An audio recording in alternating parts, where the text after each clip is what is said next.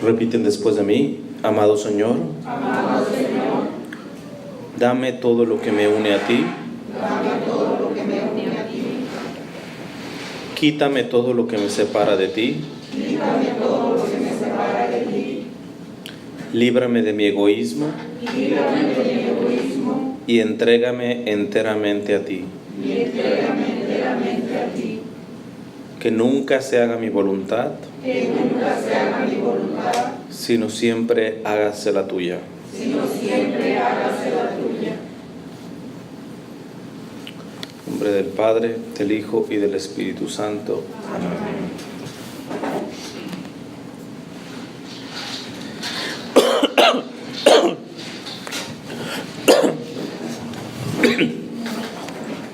Bien, vamos entonces a esta tercera y última charla.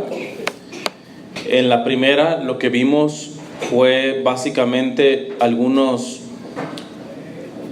principios mariológicos, algunos dogmas marianos. Vimos la diferencia entre un vidente y un medium o un brujo, etcétera. Por lo tanto, vimos también la diferencia entre un éxtasis y un trance. Vimos lo que implica la revelación privada y la revelación pública. En la segunda charla, ya teniendo esa base, entramos en algunas características de los videntes, de los verdaderos videntes. Y nos metimos un poco en lo esencial de los mensajes de la Virgen, al menos de las apariciones más prominentes, más famosas, aprobadas por la Iglesia. Y vimos que principalmente la Virgen, al ser revelación privada, no pública, refuerza el mensaje del Evangelio a la conversión, que esto es a un cristocentrismo, que vimos ayer. También el mensaje recurrente de las apariciones aprobadas por la Iglesia de la Virgen hablan sobre el arrepentimiento, la conversión, la penitencia, el ser almas víctimas, reparadoras, el hacer actos de desagravio, etc. Básicamente, a grandes rasgos es lo que hemos visto.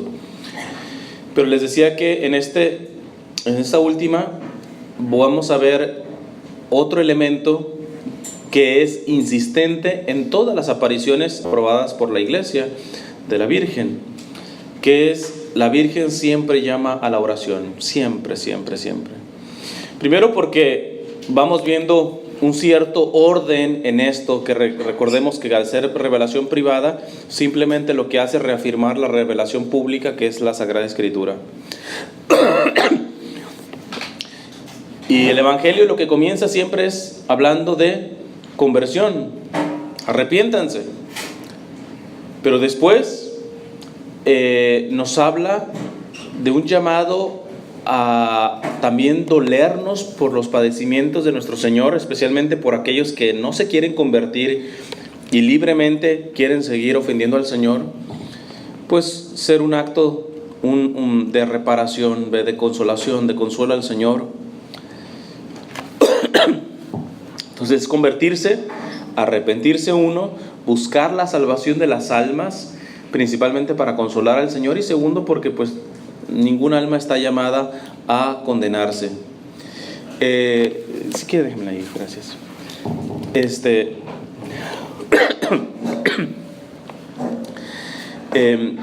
Entonces, ¿pero basta convertirse? No. ¿Basta arrepentirse? No. Porque decía, si no mal recuerdo, no sé si era San Alfonso María de Ligorio o San Bernardo, ahorita ya se me cruzaron los santos, pero el punto es que decían: Dios promete el cielo a los que se convierten. Dios promete el cielo a los que se convierten, pero se los da a los que perseveran. Eso es fundamental. Y esto de la oración es precisamente para perseverar. La Virgen llama a la conversión, al arrepentimiento, a la penitencia, especialmente en momentos donde la sociedad está mal, muy mal. Pero nunca en las apariciones aprobadas por la iglesia, la Virgen se calla el llamado a la oración, porque de poco nos serviría haber reconocido nuestra culpa si no perseveramos en la gracia. Y por eso la Virgen siempre llama a la vida de oración, a la vida sacramental, etc.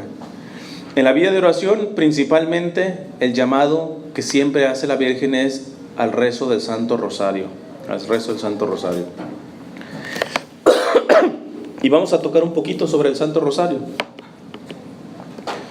Primero, el Santo Rosario es una oración bíblica. Esto sobre todo porque nuestros hermanos evangélicos y protestantes tienen un problemita, tienen un problemita siempre con la Virgen, etcétera, y ya no se diga con el Santo Rosario. Pero valdría decirles, mira, pues tú lees la Biblia, sí, y tú grabas en tu mente pasajes de la Biblia y los repites, ¿te ayudan a hacer oración? Te va a decir que sí. Pues entonces, ¿por qué tú no oras al menos la primera parte del Ave María, que es pura Biblia? El Ave María de alguna manera lo inventó el Espíritu Santo. ¿Cómo así? Sí. Dios te salve María, llena eres de gracia, el Señor está contigo. ¿Esas son palabras de quién? Del ángel. Pero el ángel es un mensajero. ¿Un mensajero de quién? De Dios. Por lo tanto, esas palabras no fueron inventadas por el ángel, sino fueron inventadas por Dios, y el ángel fue el que se las transmitió. Habíamos visto en la primera charla que llena de gracia no es simplemente, en español nos queda así como que llena de gracia, pues así como si fuera un vaso lleno, ¿no? No. Vimos que el término griego es kecharitomene, es decir, es un cambio de nombre. Y siempre que Dios cambia un nombre, está dando una misión especialísima. Y la Virgen le cambió el nombre, el Dios. El Señor le cambió el nombre a la Virgen, le puso kecharitomene, que significa la que abunda en gracia, la que no hay un solo rincón en su persona que no esté la gracia de Dios.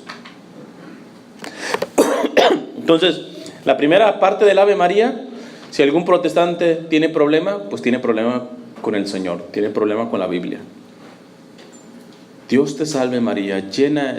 Dios te salve está un tanto mal traducido, porque eras más bien jaire, porque nosotros creemos que el salve es como que Dios te salve, o sea, que te vaya a salvar, pero no, el salve ya es un saludo latinizado, de latín, y que a su vez fue la manera como se tradujo el jaire en griego.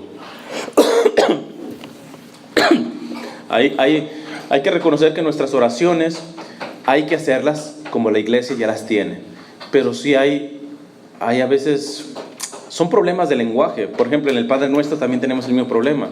Decimos en el Padre Nuestro, y líbranos del mal, la última parte, y líbranos del mal, pero si uno va al griego, apotuponerú, que es la parte donde la última del Padre Nuestro, es masculino, es decir, estrictamente nosotros no tendremos que rezar y líbranos del mal, sino líbranos del maligno. ¿Está mal decir y líbranos del mal? No, se sobreentiende. Pero vamos, a lo que voy es, las oraciones tradicionales no están del todo bien traducidas, a lo menos no totalmente entendibles para el español o el castellano que hablamos ahora.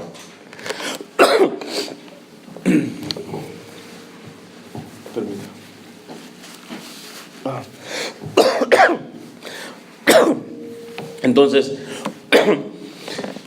el Ave María, antes de entrar al rosario, pues tenemos que, mira, las primeras son palabras del Padre enviadas por el ángel Gabriel, a través del ángel Gabriel. Entonces, a cualquier protestante le dice, pues, ¿te gusta leer la Biblia, orar con la Biblia? ¿Por qué no dices eso? Jaire María, kecharitomene. Dios te salve María, llena eres de gracia. El Señor está contigo. Bendita eres entre todas las mujeres y bendito es el fruto de tu vientre. Estas últimas palabras, ¿quién las dijo? Isabel. Y Isabel, nada más así, ¿Plana y llana? No. Vimos también en la primera charla que María saluda a Isabel y dice la Sagrada Escritura, e Isabel se llenó del Espíritu Santo. Y después dijo estas palabras, pero no fue Isabelita nada más las que lo dijo, sino Isabel con el Espíritu Santo. O sea, no son cualquier palabra, sino la de una mujer que estaba llena del Espíritu Santo en ese momento. Curiosamente se llenó del Espíritu Santo cuando la Virgen saludó a Isabel. El saludo de la Virgen llenó del Espíritu Santo a su prima. Entonces, al menos hasta aquí, si alguien tiene problemas con el Ave María, con el rosario, pues tiene problemas con la Sagrada Escritura, porque es pura Biblia. Jaire María que jaritomene, Kokirios metasú, en lo que mene y siguen ahí sí. Dios te salve María, llena eres de gracia, el Señor está contigo, bendita eres entre todas las mujeres. ¿Quién dijo eso? Bendita eres entre todas las mujeres. La misma Virgen cuando cantó el Magnificat. Me llamarán todas las generaciones bienaventurada. Habría que decirle a un protestante, a un evangélico, ¿tú crees en la palabra de Dios? Sí, pues repite 1000 veces conmigo, María, eres bienaventurada. Lo dice la Biblia. Me llamará bienaventurada. Si no lo quieren repetir, pues bíblicos no lo son, aunque lo presuman, ¿va? Porque es una profecía, es un mandato. Me llamarán bienaventurada. Y nosotros, al decir el Ave María, estamos diciendo eso. Vamos a ver que nosotros no tenemos problema en rezar un Ave María, pero desafortunadamente cuando lo rezamos estamos pensando en otra cosa. Y de alguna manera, pues tampoco nos beneficia del todo. Vamos como cantaleta, ¿va? Padre nuestro que estás en el cielo, Dios te salve María llena, y no nos enteramos lo que estamos diciendo. Aquí la Virgen nos está llamando a hacer almas de oración, pero almas de oración que entiendan la oración, que profundicen en la oración, no pericos que estén repitiendo cualquier cosa, ¿verdad? La segunda parte del Ave María es la oración de la iglesia. Ahí sí ellos podrían tener más problemas, pues niegan su conexión con la iglesia.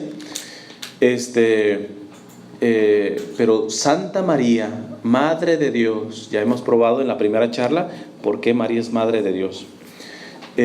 Ruega por nosotros los pecadores. Hemos comprobado que María, también en la primera charla, es intercesora, que diferenciamos entre mediación e intercesión, porque siempre nos viene nuevamente con la cantaleta. La Biblia dice que solamente hay un mediador entre los hombres y Dios, que ese es Cristo. La Iglesia Católica lo respalda 100%, pero la cuestión es que nosotros diferenciamos entre mediación e intercesión.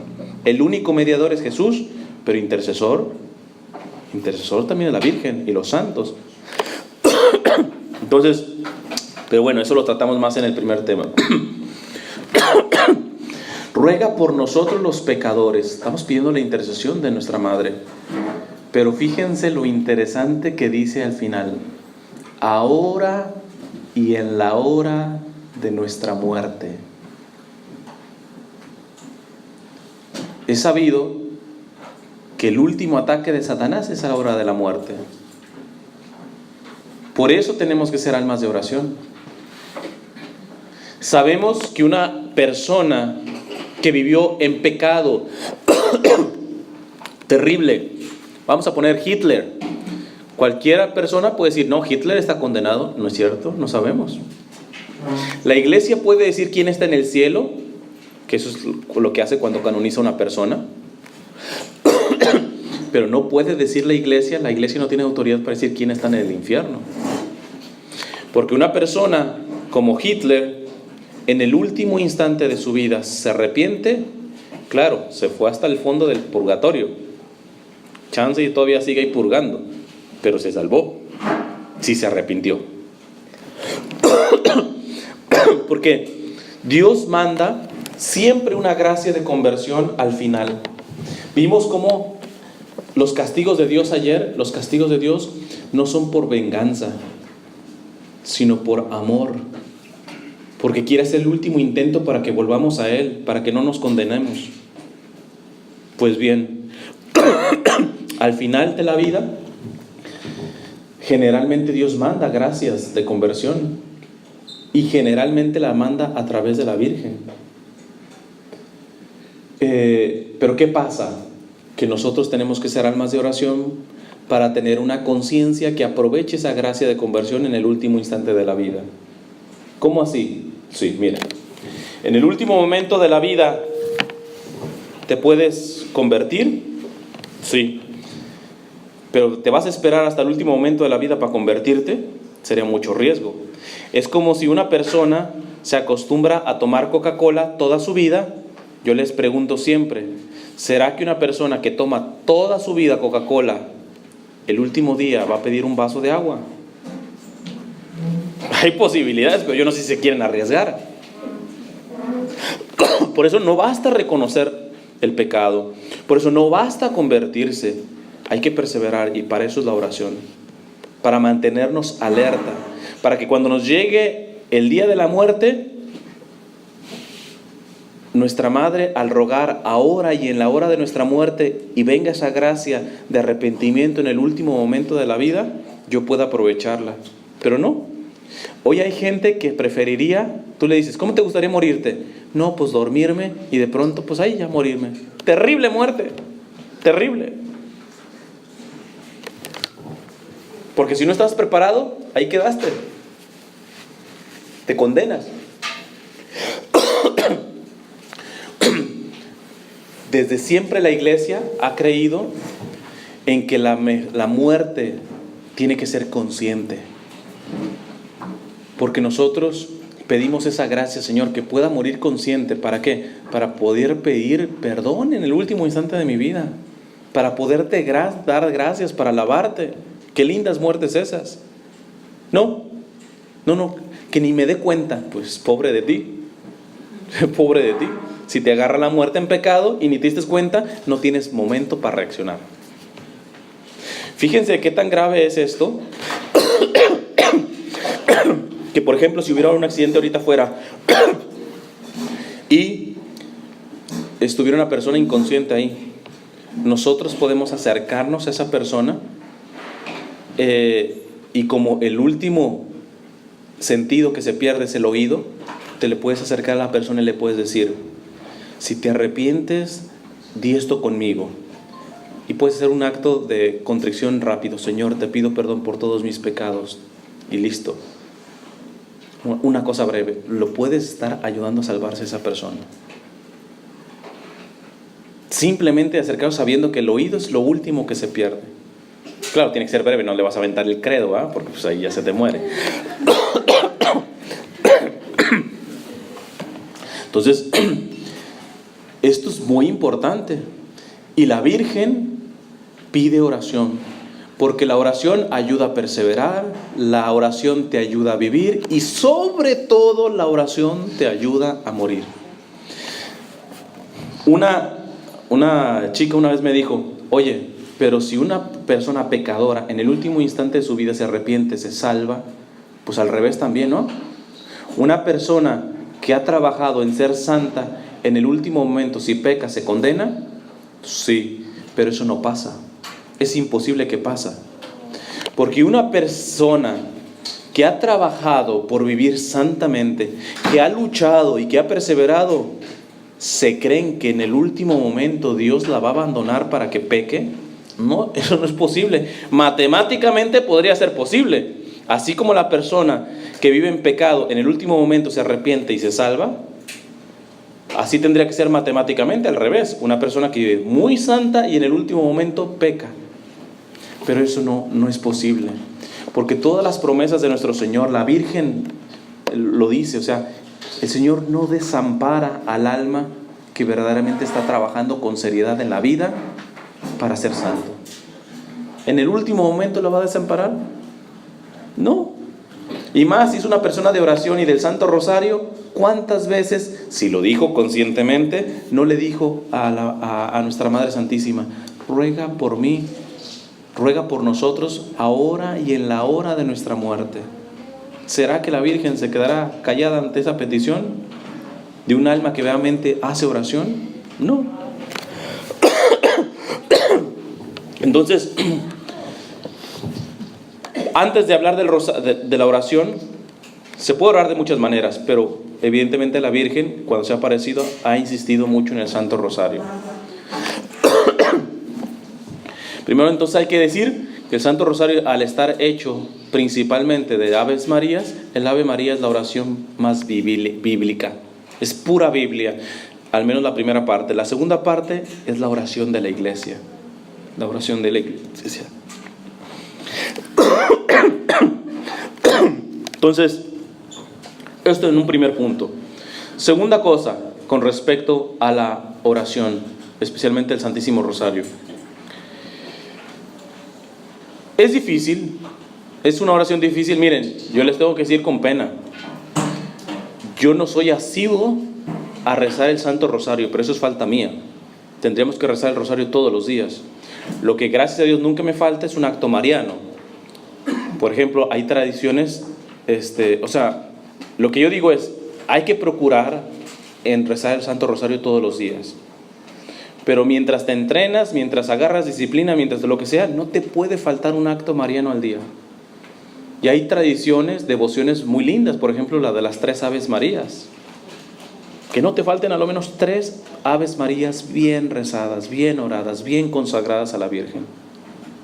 O el acto de consagración, ¿verdad? Que nos ofrecemos a ella. O oraciones como Dulce Madre, no te alejes, tu vista de mí no apartes, etc. Pero que no te falte, no te falte. Porque hemos visto en la primera charla que la Virgen no es cualquier santa, no es cualquier persona. Argumentamos como para decir, es la criatura más predilecta que ha creado Dios. Es tan pura la Virgen, tan bella, tan bien creada, que quien la ve a ella, ve a su Hijo.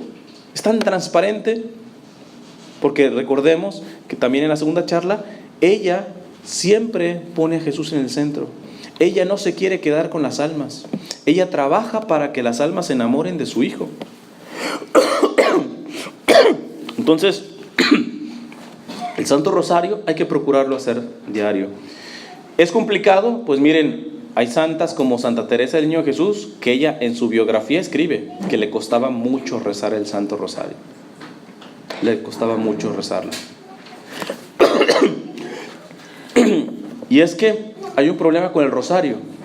El rosario, al ser repetitivo, pues es cansón. Quizás hasta tedioso, pero ahí les va el significado de esto que sea repetitivo. Ya espero que después de esto se rece el rosario de otra manera totalmente. Primero, en el inicio de la iglesia, especialmente los primeros monjes, lo que rezaban repetitivamente eran los salmos. Como el monje ora y trabaja, pero mientras trabajaba, para que se mantuviera en oración, decía de memoria los salmos, los iba repitiendo. A este tipo de oración se llama letánica, oración letánica. ¿Y qué tiene de especial esta oración letánica cuando se repite? Pues que nuestra alma, al igual que nuestro cuerpo, que nuestra voluntad, tiene que llevar una educación, se va educando. ¿Cómo tú te educaste para que te saliera la O redondita? Pues te pusieron un montón de planas, ceros, y ahí a veces te salía como huevo, etcétera, y ahí poco a poco iba saliendo. El ser humano, si quiere asimilar algo, lo tiene que estar continuamente repitiendo. Eso también pasa con el alma.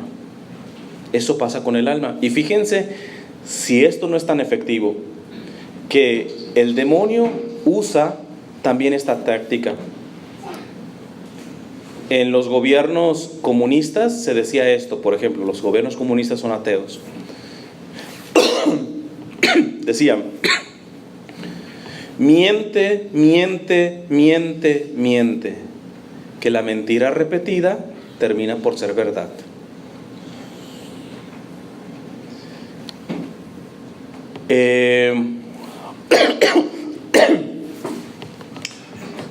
Nosotros estamos viendo una cosa 24 horas al día y no te das cuenta. Porque como desde el inicio la empezaste a saber, de tanto que la veías, ya tu cerebro cancela eso, porque si no sería un gasto de energía terrible. ¿Qué vemos 24 horas al día y que no nos damos cuenta? La nariz. La nariz. Nosotros estamos viendo la nariz las 24 horas del día. ¿Y piensas en eso? No. Tú no estás pensando en este mismo momento, a menos que, no sé, que tengas almorranas, alguna cosa de esas. Tú no estás pensando en cómo se siente, ¿sí? En cómo se siente la presión de la silla en tus glúteos. Tú no piensas en eso. Si estuvieras pensando en esto, no me estás haciendo caso a mí.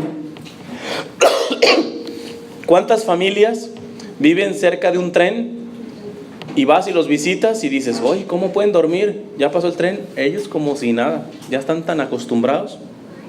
Porque nuestro cerebro hace eso para ser efectivo. Si no, no pudiéramos, nos volveríamos locos. El cerebro, ante una cosa que se repite, se repite, se repite, termina por cancelarla porque dice, esto es normal. De ahí que las empresas gasten más en su publicidad que a veces en el producto que te venden. Si tú hoy tienes sed y lo que piensas es en una Coca-Cola, no fue porque vistes un anuncio de Coca-Cola. Te lo dijeron por radio. Ibas manejando y toma Coca-Cola, y Coca-Cola aquí, y Coca-Cola acá, etc. El día que tienes sed, ¿qué se te ocurre? Pues tomar una Coca-Cola.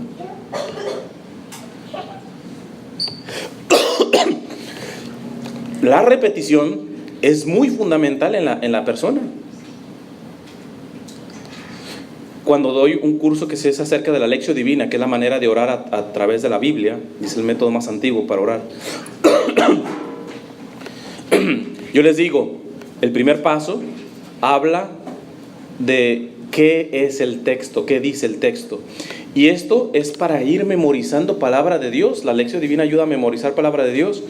Porque eso parece que nomás es de los protestantes, y de hecho los protestantes se las memorizan y por unos motivos negativos, para aventárselo a un católico la cita, etcétera, ¿va?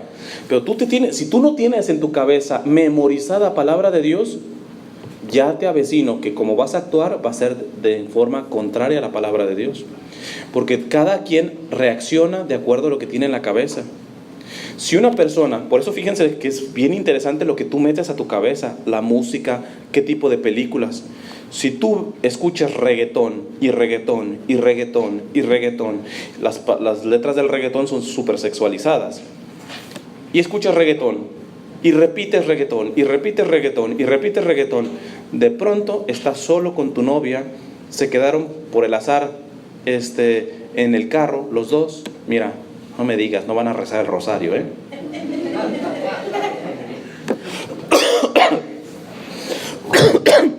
Y uno es tan irresponsable que va metiendo eso a la cabeza. Ponte a analizar la música que escuchas y las letras. Ponte a analizar qué películas y qué caricaturas y qué etcétera ven tus hijos. Y esos contenidos se repiten, se repiten, se repiten. Pues eso es lo que van a actuar tarde o temprano. Entonces fíjate que la repetición en el caso del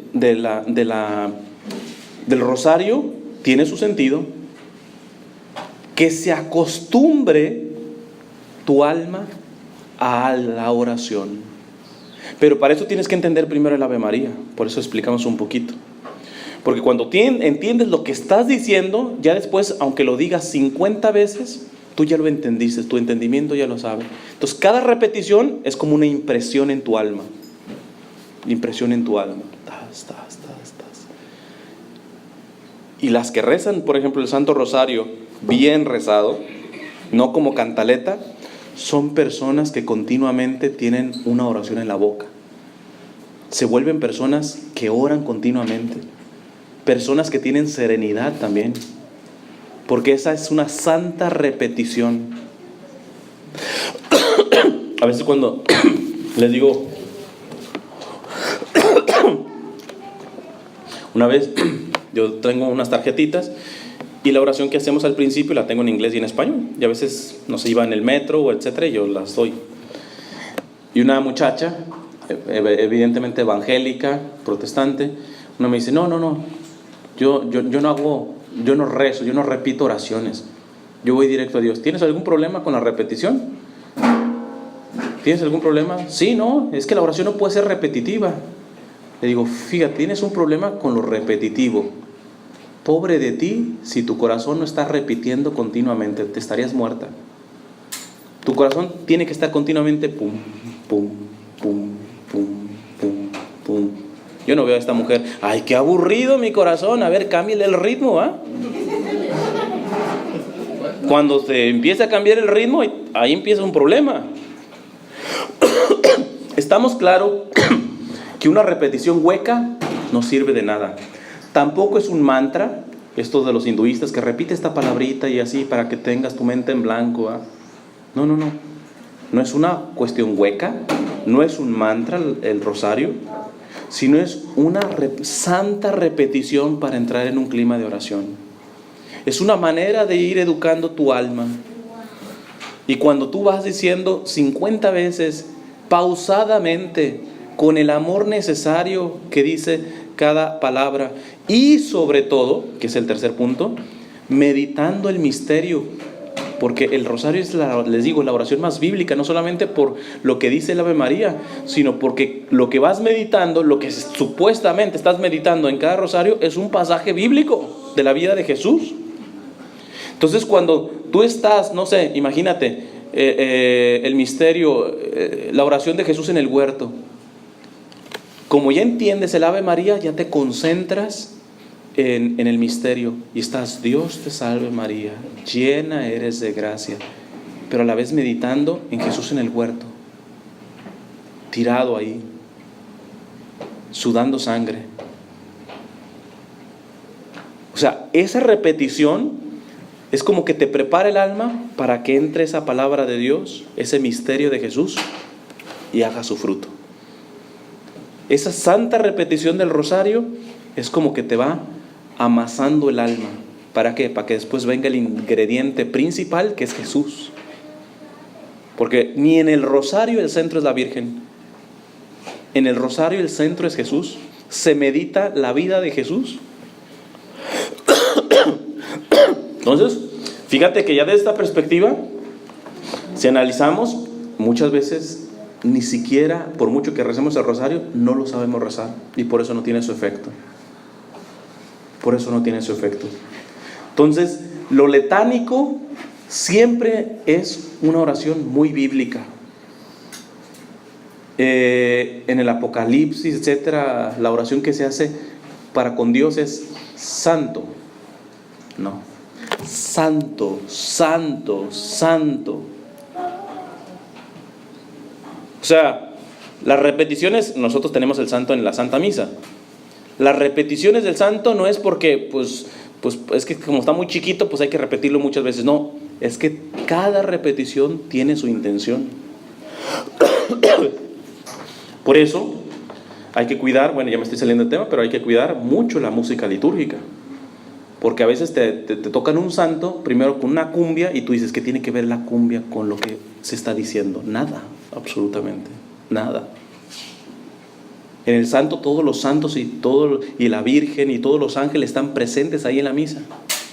Cuando tú te tocan un santo con cumbia, estás pensando más en aplaudir, en mover la cadera, que en darte cuenta de lo que está pasando en ese momento, que es un momento santo, sacrantísimo. Entonces, en este sentido, fíjate que las repeticiones también tienen su sentido. Entonces, otros cambian hay un santo que, santo, santo, santo, dicen los querubines, santo, santo, santo. Ese santo no es litúrgico, ya le estamos cambiando la letra.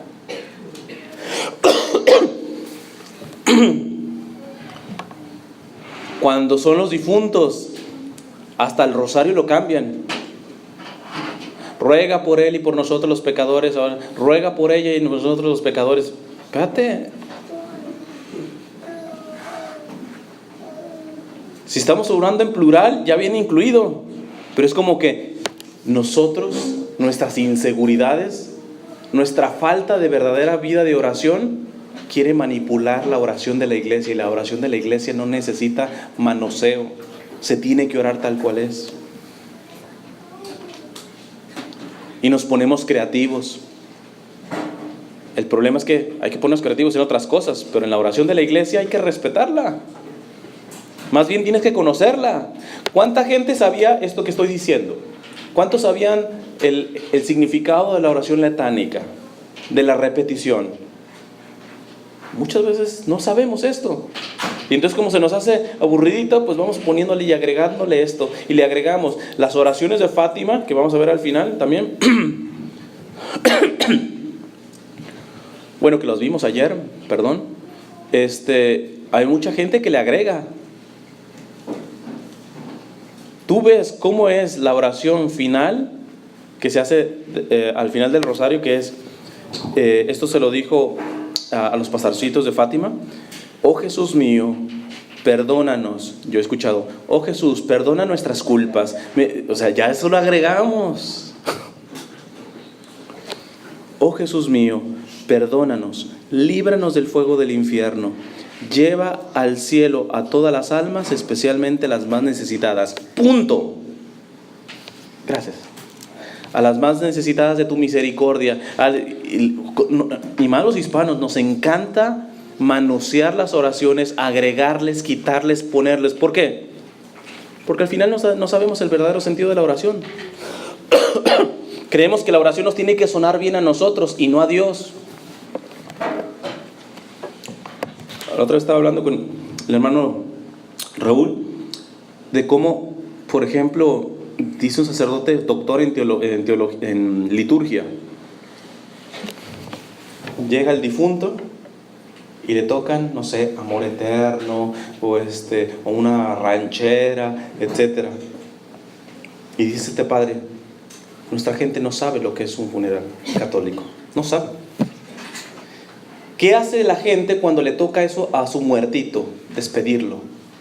Y los católicos no despedimos. Los católicos entregamos a nuestros seres queridos en las manos de Dios. Nosotros no nos despedimos.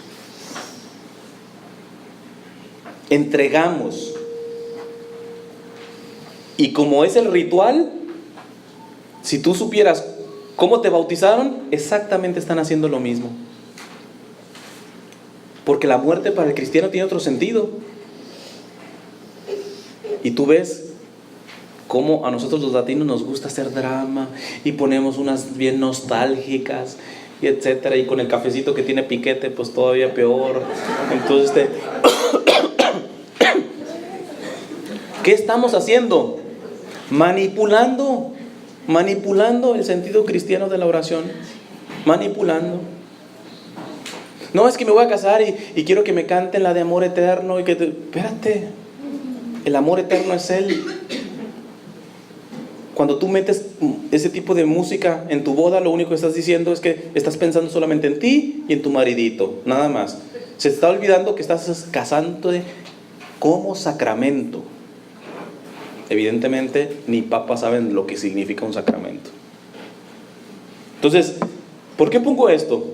Porque la Virgen, cuando se ha aparecido, nos invita a una vida de oración, pero una vida de oración seria, consciente. Hay que ir madurando en esto, porque si no, se vuelve un tradicionalismo, un cultismo hueco. Y entonces ves a gente que se avienta el rosario y hace procesión, como les decía ayer, el día de la Virgen de Guadalupe, y no tiene vida cristocéntrica, no se confiesa, no es adoradora de la Eucaristía todos los días, etcétera. Tú dices, y ella sí, súper guadalupana.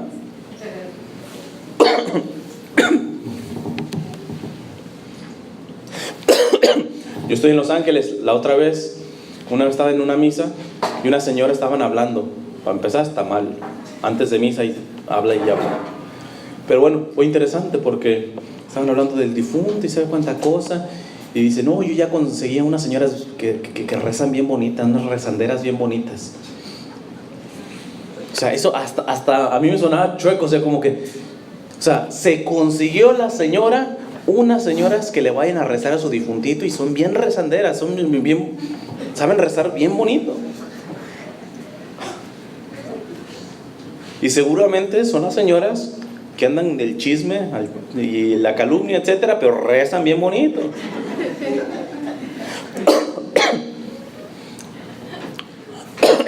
Son cosas que, si se fijan, nos atacan mucho los protestantes en esto. Y muchos tienen razón, porque nuestra fe es rezandera, no de verdadera oración. No hay un problema en que rezar. Si les explico ahorita ya la diferencia entre rezar y orar, sería una cosa. No hay problema entre rezar y orar.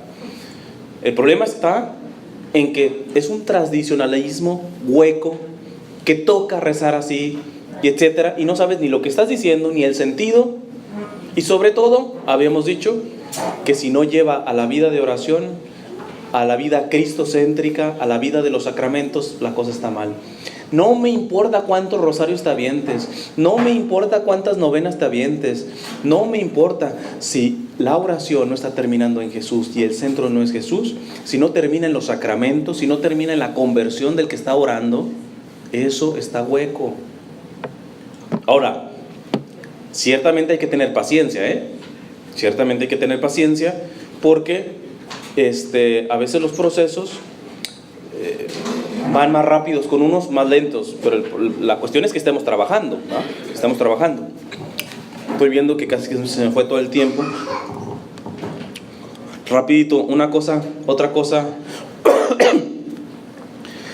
que la Virgen invita siempre en sus apariciones aprobadas por la Iglesia, que es el apostolado. La fe que no se da, que no se transmite, se pudre. Dice el Concilio Vaticano II, la fe se fortalece dándola. Si tú no estás dando tu fe, se te va a podrir. Y la Virgen, siempre que se aparece, curiosamente llama al apostolado. ¿Qué no es lo que hizo San Juan Diego? Apostolado. Y un apostolado desinteresado, porque San Juan Diego la vio dura para que le creyeran. Lo pudo conseguir, pero él no vio terminada la basílica, déjame te cuento, Trabajó por algo que no vio. El apostolado es verdaderamente trabaja por la salvación de las almas, por llevar el evangelio. Deja que si te dan las gracias, que si ves el resultado, que si no ves el resultado. Las almas genuinas hacen apostolado, y no por conveniencia.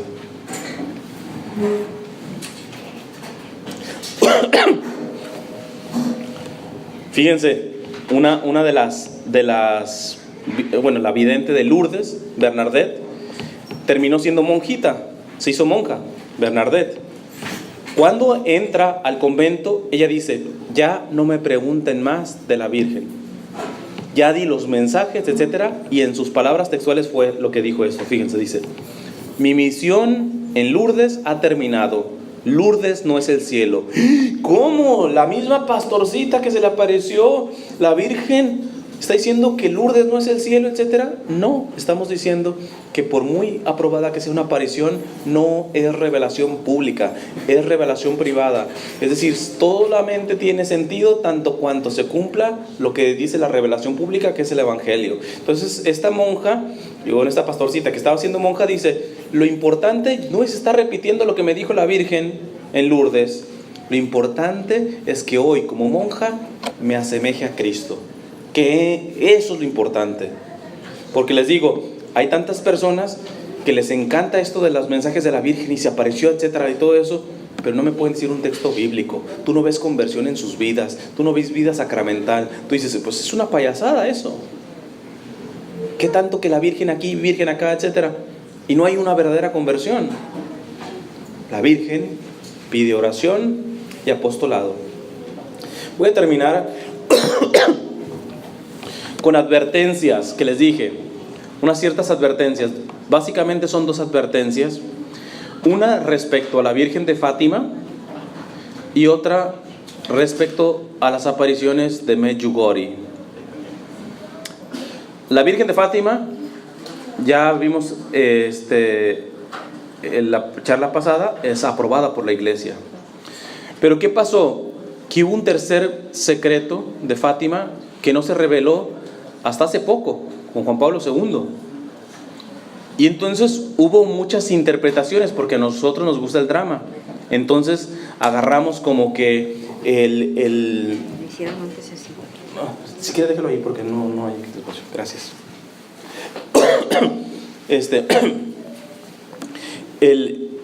Entonces, como nos gusta el drama e inventar cosas, pues hasta que no se reveló el mensaje de Fátima, inventaron que seguramente viene una catástrofe y esto y esto. Bueno, el Papa Juan Pablo II dio permiso ya para revelar ese tercer secreto de Fátima. Y todavía a mí me siguen llegando correos electrónicos de que, pero es que no se reveló todo completo, que le faltó. Y hay unas páginas que parecen católicas y no son católicas. Y no, Sor Lucía fue una estafadora, la verdadera Lucía la mataron, y etcétera. Y nos encanta meternos en eso. Nos encanta meternos en ese tipo de cuestiones morbosas. Miren, en mi página, cuando entren al post que se llama Apariciones Marianas, voy a dejar un enlace en donde está la declaración y varios documentos por parte del Vaticano respecto al tercer secreto de Fátima. Por favor, sean responsables, léanlo, y fuera de eso, no se salgan.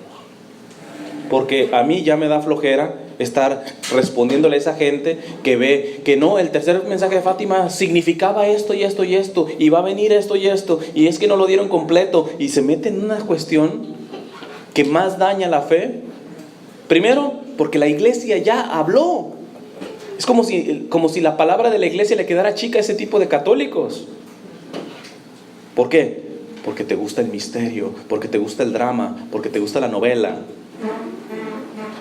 Pero por favor, ya la iglesia ha hablado sobre el tercer secreto de Fátima. Voy a leer rapidito la versión oficial del tercer mensaje de Fátima, del tercer secreto de Fátima. Dice, esto lo escribió Sor Lucía, evidentemente, la vidente. Después de las dos partes que ya he expuesto, hemos visto al lado izquierdo de Nuestra Señora, está describiendo la visión. Izquierda de Nuestra Señora, un poco más en lo alto, a un ángel con una espada de fuego en la mano izquierda, centellando, emitía llamas que parecía iba a incendiar el mundo, pero se apagaba al contacto con el esplendor que Nuestra Señora irradiaba con su mano derecha dirigida hacia él.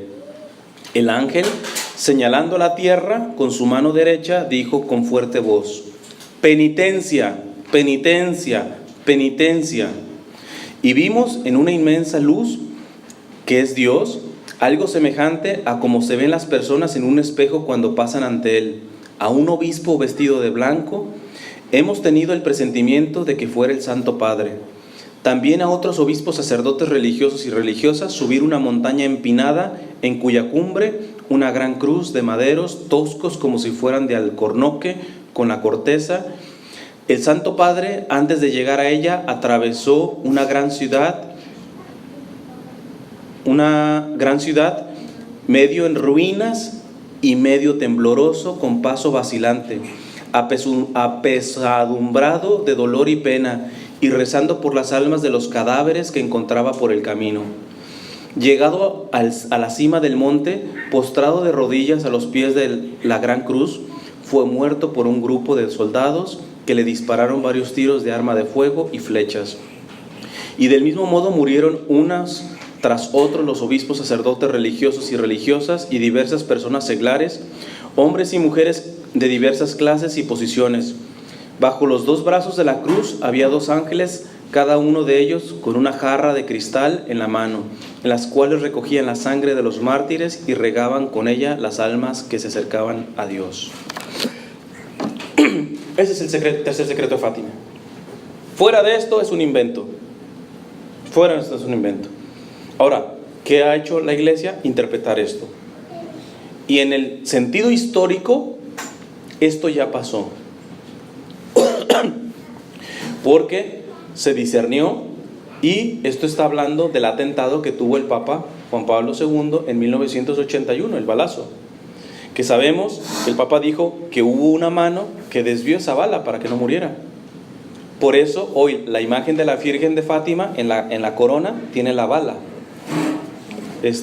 con el que le tiraron al Papa, a Juan Pablo II, para matarlo. Esa es la interpretación, punto. Van a leer después los documentos estos que les digo que dejaré ahí, y profundizan. Pero punto. Entonces, eso es lo histórico. Voy a citar solamente algunas cosas de estos diferentes documentos sobre el mensaje de Fátima. Ojalá que esto sirva, al menos para los que están aquí, en no meterse en todo este tipo de morbosidad que se está hablando siempre de Fátima, etc. Ya la iglesia habló, ya la iglesia discernió. Si eres católico, obedece a la iglesia, y si no, por favor, ahuécala, vete, funda tu iglesia, haz lo que tú quieras, ¿verdad? Pero no te digas católico. Fíjense, en este documento dice: estas manifestaciones que no pueden contradecir el contenido de la fe, está hablando del mensaje de Fátima, en sus 3 partes, deben confluir hacia el objeto central del anuncio de Cristo, el amor del Padre que suscita en los hombres la conversión y da la gracia para abandonarse a Él con devoción filial. Este es también el mensaje de Fátima, que con angustioso llamamiento a la conversión y a la penitencia, impulsa en realidad hacia el corazón del Evangelio. ¿Ven? O sea, por muy fuerte que es el mensaje de Fátima, el centro es Jesús, el centro es el Evangelio. Entonces, a convertirse, no te vayas por las ramas. Dice también en este desplegado que tiene el Vaticano, este texto habla del tercer mensaje, el que se dio hasta el final. Este texto es una visión profética comparable a la de la Sagrada Escritura, que no describe con sentido fotográfico los detalles de los acontecimientos futuros. Esto apréndanselo. Que no describe con sentido fotográfico los detalles de los acontecimientos futuros. Porque una tentación terrible, yo ayer leí un poco de Akita, de Japón, y habla de una calamidad que será peor que el diluvio. Entonces ya uno se imagina, pues no, un super tsunami, etcétera. Nos quedamos como si las cuestiones son fotográficas, es decir, la cosa va a pasar así, y nos olvidamos que la iglesia precisamente nos ayuda a interpretar esto. Por eso hay que tener mucho cuidado con esto. No, es que lo dijo así, y nos imaginamos como que si va a ser una película que va a acontecer así. Nosotros no somos futurólogos o futuristas. La Iglesia Católica no cree en el futurismo. Todo lo que se nos anunció que ha de venir es bajo la libertad que Dios ha dado al ser humano. Nadie está condicionado. No, pobrecito Judas. Dice la Escritura que tenía que traicionar al Señor. No tenía de otra. El pobrecito tuve que condenarlo. No, Judas pudo no haber traicionado a Jesús. Tenía libertad. La Virgen pudo haberle dicho que no al ángel, por muy inmaculada que sea. No caigamos en esa tendencia a creer las cosas del futuro como que no, es que va a pasar así, fotográficamente así. ¿Qué está diciendo este documento del Vaticano? Este texto es una visión profética comparable a la de la Sagrada Escritura, que no describe con sentido fotográfico los detalles de los acontecimientos futuros, sino que sintetiza y condensa sobre un mismo fondo hechos que se prolongan en el tiempo, en una sucesión y con una duración no precisadas. Por tanto, la clave de lectura del texto ha de ser de carácter simbólico.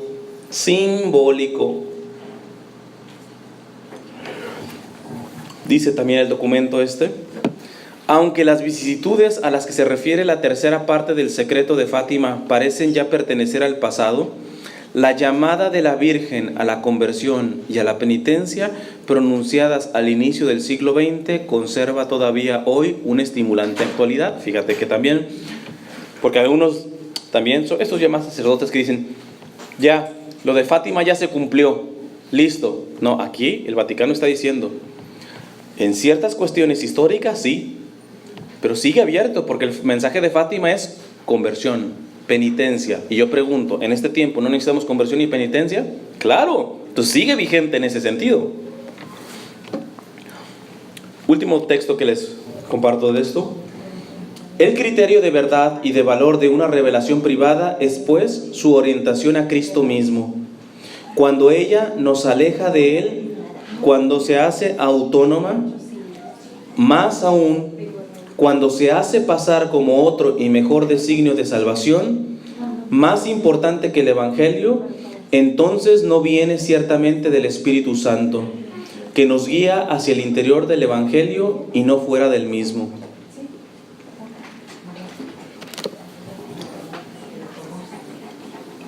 Ojalá que esto lo aprendamos bien. Lo voy a repetir porque creo que estábamos hablando por aquí. Porque esto es fundamental.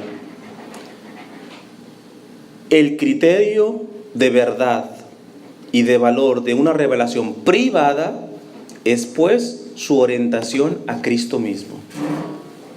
Cuando esta revelación privada, cuando ella nos aleja de Él, cuando se hace autónoma, es decir, Fátima está separada de toda la revelación pública, de todo lo que dice la iglesia, el magisterio, ya eso no suena bien. Más aún, cuando se hace pasar como otro y mejor designio de salvación, que yo he encontrado gente que no lo dice, pero parece que los mensajes de Medjugorje para él le dice más que la Sagrada Escritura. Oh, ahora ya le quedó chica la Biblia. Y le da más crédito a revelaciones privadas. Más importante que el Evangelio, entonces no viene ciertamente del Espíritu Santo. Y esto lo está diciendo la iglesia. No viene del Espíritu Santo esa actitud. Ahora, ¿lo de Fátima tiene una aplicación para estos tiempos? Sí, también. ¿Por qué? Y aquí es donde voy a mencionar, creo que estoy haciendo mucho. Por ejemplo, en 1980, el Papa Juan Pablo II dio una entrevista en Fulda, Alemania. Y miren lo que dice. Esto creo que todavía sigue vigente. Está hablando del mensaje de Fátima, pero esto sigue vigente. Fíjense lo que dice el Papa. Todavía le dicen, ¿por qué no se ha revelado el secreto de Fátima, etcétera? Y fíjate lo que responde. Muchos quieren saber simplemente por curiosidad, por el gusto de lo sensacional. Pero ellos olvidan que el conocimiento también implica responsabilidad. Ellos procuran solo la satisfacción de su curiosidad y es peligroso si al mismo tiempo no están dispuestos a hacer algo.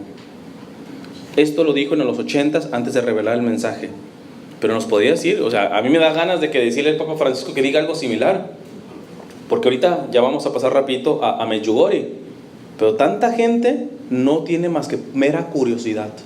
No es responsable en el conocimiento de estas cuestiones y por lo tanto se inventa cosas. Y hay gente que no, que la Virgen y que va a venir una catástrofe y ya hacen casi su búnker, ¿verdad? O sea, y vamos, porque esto viene el apocalipsis y todo, y entran en tanta morbosidad. No tienen una santa serenidad. Ahora, no significa que la cosa está súper bien, no, porque en esa misma entrevista, agárrense lo que dice Juan Pablo II. Le preguntan, bueno, que les digo, en los 80 todavía no estaba revelado este tercer secreto. Y dice, pero díganos algo para poder entenderlo, irlo entendiendo. Y fíjate lo que dice el Papa Juan Pablo II. Nosotros debemos prepararnos para sufrir grandes pruebas dentro de poco.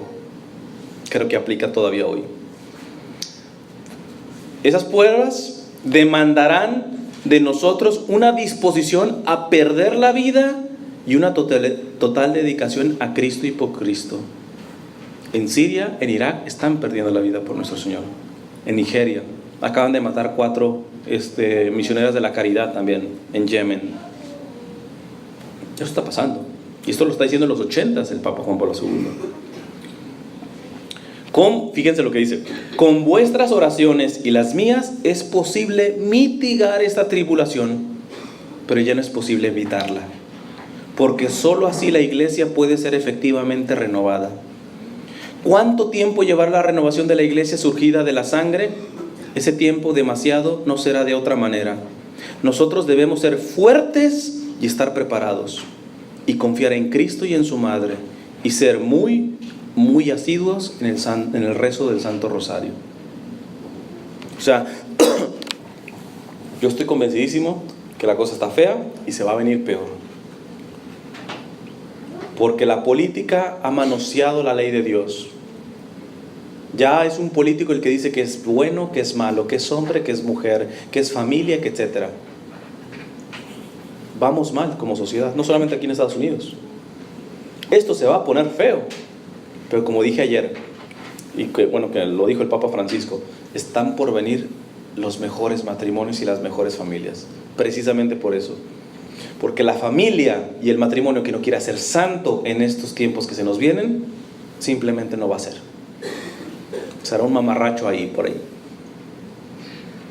Los verdaderos matrimonios y las verdaderas familias van a iluminar. Serán bien poquitas, pero van a iluminar.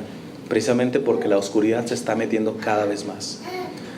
Y los verdaderos católicos, cuando yo les digo esto, que se va a poner la cosa más fea, no piensan en, ay, vamos a comprar nuestras latitas de atún y hacer nuestro búnker. No. Porque muchos piensan en eso. Ay, hermano, como que nos asustó. ¿Y qué tenemos? Mira, los que verdaderamente están de Él se alegran de que venga la persecución. Porque a más grande es la prueba, más grande es la muestra de amor que le podemos dar al Señor. Hay santos que anhelaban pasar por lo que nos va a tocar pasar a nosotros, Y es tristísimo ver que a lo que le llega un católico nada más es asustarse. Cuando te asustas, de ese tamaño es tu fe.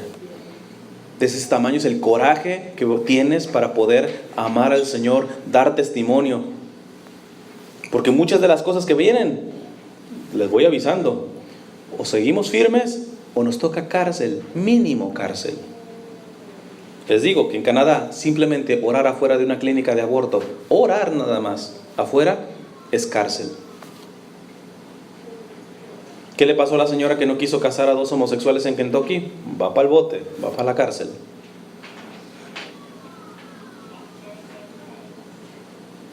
Entonces mañana, que tú no te quieras adherir a este clima del mundo y del demonio, te puede costar el trabajo, Te puede costar la reputación, te puede costar el estudio, pero ahí es donde se necesita estar ya caminando. Nos llamamos tarde si no somos personas de Eucaristía diaria, de adoración eucarística diaria, si no somos personas de oración, de apostolado, no la vamos a hacer. No es una olita la que se está viniendo, es un tsunami lo que viene. Y si tú estás firme en lo básico, porque yo no te estoy pidiendo ni que te vayas a evangelizar como yo a todas partes, no, tú tienes tu familia, pero ¿cómo va la evangelización dentro de tu propia casa? ¿Cómo va tu matrimonio? Fíjense, voy a hacer un paréntesis ahorita con el matrimonio, para que vean la incoherencia, que yo no entiendo. Los padres no tienen problema en decirse hasta de que se van a morir enfrente de los hijos.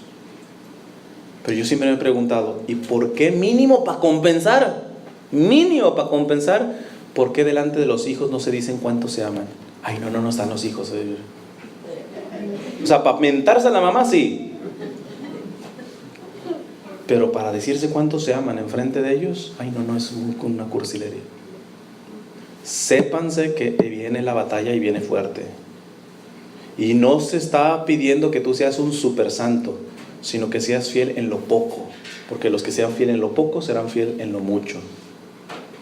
No va a sobrevivir un alma en estos tiempos, sino es un alma de oración diaria, eucarística, de confesión mínimo una vez al mes,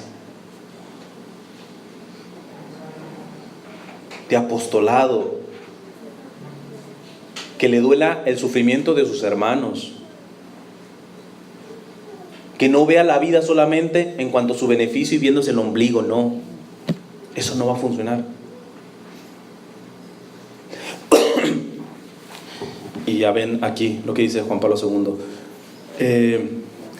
Una última cosa sobre esto de Fátima. Ratzinger, el Papa Benedicto XVI, esto lo dijo como cardenal, dice: ninguna aparición es indispensable para la fe. La revelación ha llegado a su plenitud con Jesucristo. Él mismo es la revelación. Eso nos queda claro. Pero no podemos ciertamente impedir que Dios hable a nuestro tiempo a través de personas sencillas y valiéndose de signos extraordinarios que denuncian la insuficiencia de las culturas que nos dominan, contaminadas de racionalismo y de positivismo. Las apariciones que la Iglesia ha aprobado oficialmente Lourdes, ante todo, y posteriormente Fátima, ocupan un lugar preciso en el desarrollo de la vida de la Iglesia en el último siglo. Muestran, entre otras cosas, que la revelación, aun siendo única, plena y por consiguiente insuperable, no es algo muerto, es viva y vital. Las apariciones, en resumen, aprobadas por la Iglesia, nos dicen que la Sagrada Escritura es dinámica, que el mundo está como gestando para dar a luz, que estamos esperando la segunda venida del Señor, que somos peregrinos, que estamos de paso aquí y que ciertamente tenemos que estar mirando hacia el cielo con los pies bien puestos en la tierra. Somos peregrinos, estamos de paso. ¿Te preocupas realmente por lo esencial? Yo no sé si ya les puse este ejemplo de la señora esta de Guatemala, que continuamente le digo, porque se me hace muy, muy significativo. La señora me decía, en California, en Guatemala no teníamos ni para comer, pero estábamos unidos como familia. Aquí ya tengo 3 restaurantes, yo estoy divorciada y con un hijo en la cárcel. ¿A qué precio nos superamos en este país? Lo mejor que le podemos dar a los Estados Unidos no es nuestro cheque, es un matrimonio sano, una familia sana, que es lo que le urge a este país. Pero no, nos metemos en la compradera, en el materialismo, en la troca, etcétera, y nos olvidamos del verdadero aporte que tendríamos que dar a esta sociedad por el mentado sueño americano. Se me fue el tiempo. Sobre Medjugorje, nomás les digo una cuestión. La Iglesia, el que no sepa de Medjugorje, pues bueno, ya ni da chance para explicar. Pero se sigue apareciendo la Virgen, supuestamente, en Medjugorje, en la parte de los Balcanes, Bosnia-Herzegovina, y tiene desde los 80, tiene más de 30 años. Imagínense cuántos mensajes no hay. Entonces, ya se hizo un estudio por parte de la Iglesia, pero todavía no lo hace oficial. Esto es mi opinión. Ojo, repito, esto no es magisterio, esto es mi opinión. Yo creo que la Iglesia va a reconocer las apariciones de Medjugorje, porque es evidente las conversiones que se han dado ahí. Medjugorje es el confesionario del mundo ahorita. La cantidad de gente que se confiesa ahí es impresionante. Entonces, por sus frutos los conocerán. Lo que no creo es que la Iglesia apruebe todos los mensajes. Y aquí viene la diferencia que les dije, ya que iba a explicar la vez pasada.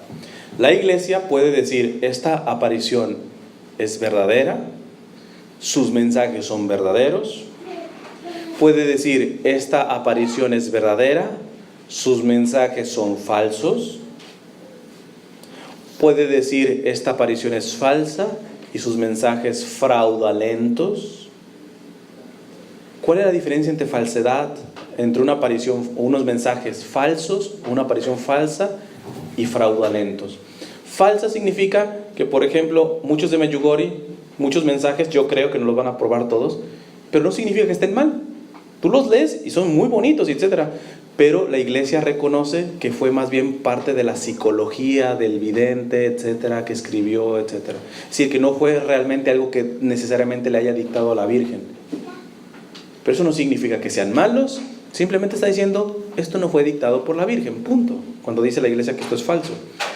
Donde sí hay problema es cuando es fraudulento. Y fraudulento es cuando la persona intentó engañar, intentó sugestionarse para dar un mensaje. Hay gente que supuestamente tenía las llagas y les han puesto camaritas y todo y se han hecho las heridas, etc. Lo fraudulento ya no cabe y eso ya es pecado, ya entra en querer manipular las cuestiones de Dios. Pero hay que reconocer que muchas cosas son falsas, pero no significa que sean malas, significa que pudo ser de la psicología de la persona, se sugestionó, etc. Ya cuando la Iglesia dice que esto sí es verdadero, significa que sí hubo una intervención directa, ¿va? Entonces, yo esto les digo porque mucha gente está muy aficionada a Medjugorje y yo les digo, yo personalmente por los frutos, esa aparición para mí, creo que la Iglesia la va a aprobar, porque son frutos de bastante conversión, de bastante bendición. Pero no soy un fanático que puede decir, no, tienen que aprobarnos todos y todos los mensajes y todo eso. A mí, yo creo que eso va a ser tan prudente de la iglesia siempre, porque le va a pegar a los dos extremistas, a los que dicen que Medjugorje no es una aparición de la Virgen y la critican, y a aquellos que creen que le dan tanto un valor a Medjugorje como más de la Sagrada Escritura. Mi confianza siempre es, y espero que sea la suya, adherirse a lo que diga la iglesia.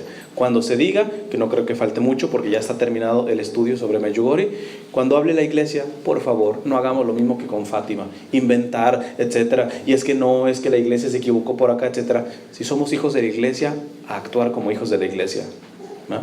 Nos quepa o no nos quepa en la cabeza.